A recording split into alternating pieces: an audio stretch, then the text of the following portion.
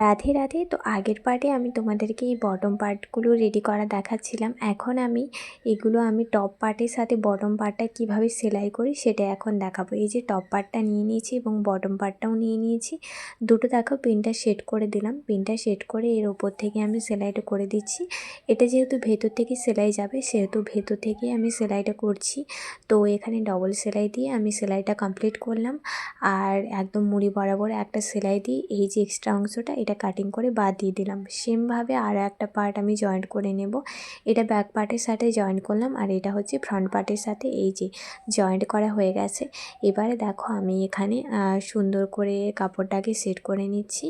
এরপর এই যে নিচের বটম পার্টের যে নিচের দিকে একদম ফ্রকের নিচের দিকের পোর্শানটা যেখানে আমাকে ফোল্ড করে সেলাই করতে হতো সেই পোর্শানটা আমি এই যে দেখো মার্জিন আগে করে দিয়েছিলাম, তারপরে আমি ফোল্ড করে ডাবল ফোল্ড করে সেলাই করে দিচ্ছি। এইভাবে পুরো অংশটাই আমি কমপ্লিট করে দিলাম। তো পরপর প্রত্যেকটা পার্ট নিয়ে তোমাদের সাথে দেখা হচ্ছে।